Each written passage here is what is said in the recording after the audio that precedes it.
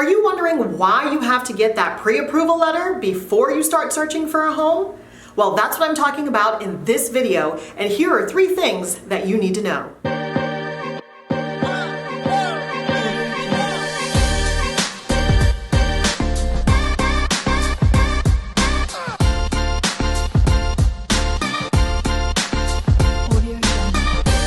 I'm Janni, Realtor and Broker Associate here at Home Legacy Realty, and I help people just like you buy and sell homes every day right here in Southwest Florida. Welcome back to my channel. In this video, I want to talk about 3 reasons why you should get a pre-approval letter before going to search for a home.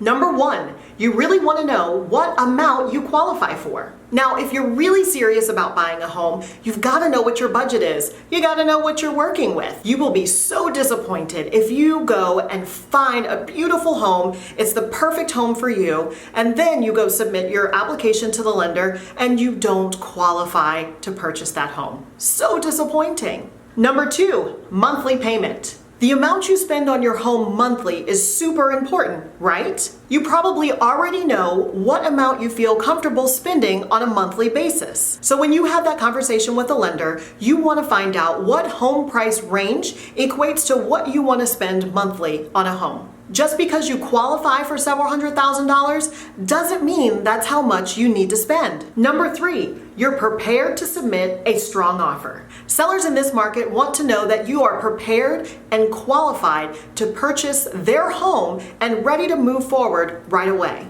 And if you don't have that pre-approval letter to submit with your offer, do you really think that the seller is gonna take you seriously?